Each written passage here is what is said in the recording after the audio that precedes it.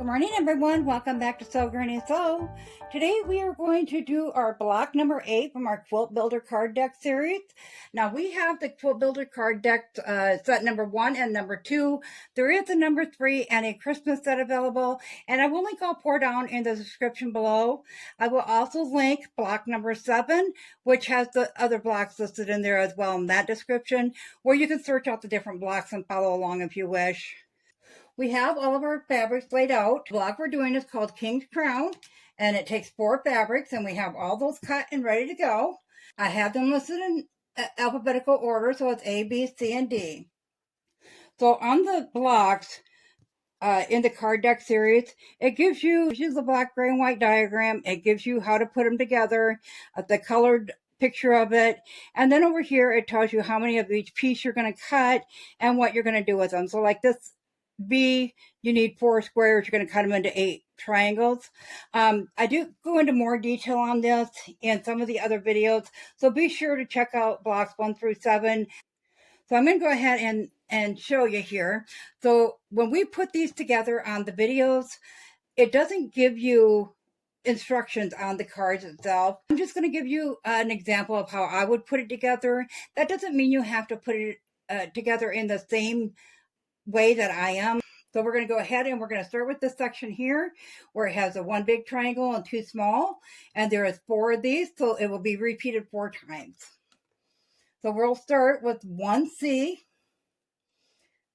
and then we're going to take 1B, and then we're going to line up this biggest edge here on this bigger triangle, and we're going to line that up. We'll flip that together just so we know what we're sewing. And then you'll take a second one after you get this one sewn together, and you'll do the same thing on this side and put that into place and sew it. So what we're going to do is we're going to get that one started. We're going to take a 1/4 inch seam.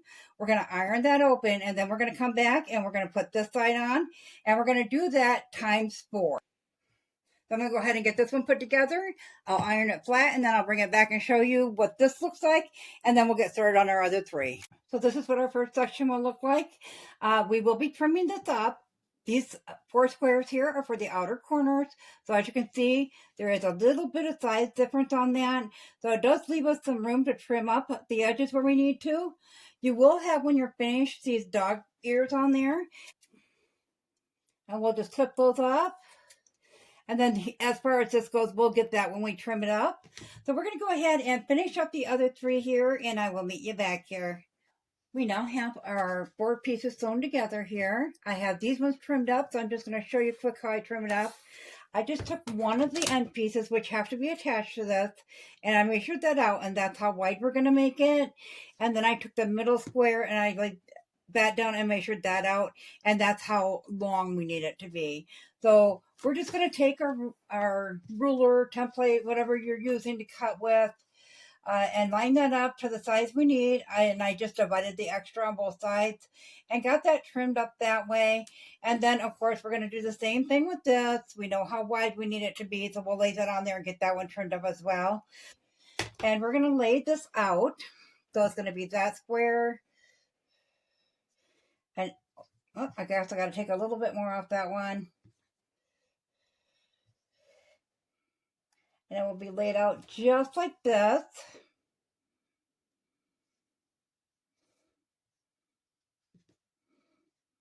And of course, this one will be over here. So we're just going to take our rows.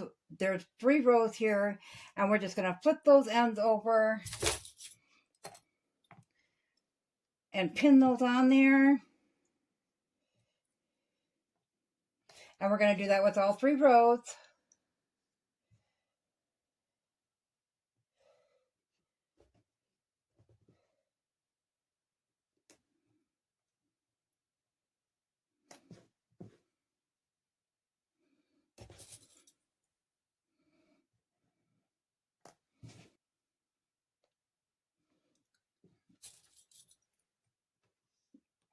Once we have them all pinned together, we're going to go ahead and bring them to the sewing machine and take a 1/4 inch seam along that side.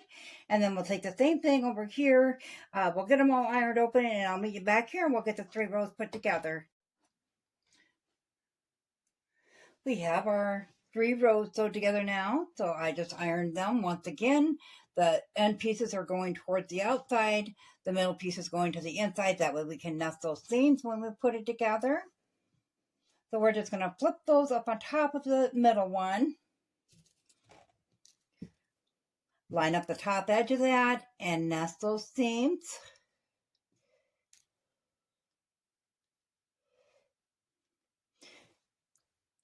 And we'll do the same with this side.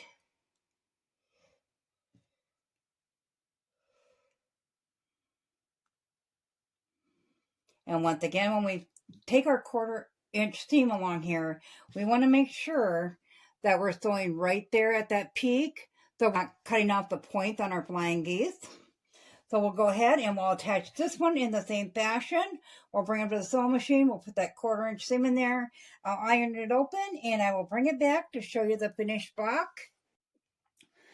So our block is finished, and if you turn that over, you can see I just ironed open both of the last 2 seams. Our block does come in at 8 3/4 inches, and as I said, we will cut them down in the end. When we're going to put all of our blocks together, we will have to trim them all down to 8 1/2 inches. Our next block is going to be this one here, and it's called Coxie's Camp. It looks fairly simple, kind of different, so it should be interesting. So be sure to meet me back next week for that one. Our next video, we will be sandwiching together our donation quilt, the Baking Gnomes donation quilt. I did get the backing in for that, so we'll be showing how to put your backing together, getting them sandwiched together, and I'll probably leave off with quilting at the end because that does take a little bit longer, so I'll go ahead and get that video out to you by the end of the week here, and then we'll do one more on that one, which will be putting our binding on it. As always, guys, if you found this video useful, go ahead and give it a big thumbs up. It really helps our channel grow. If you haven't subscribed yet, go ahead and hit that subscribe button because we'd love to have you here at Sew Granny Sew. Thanks all. Have a great day. Bye.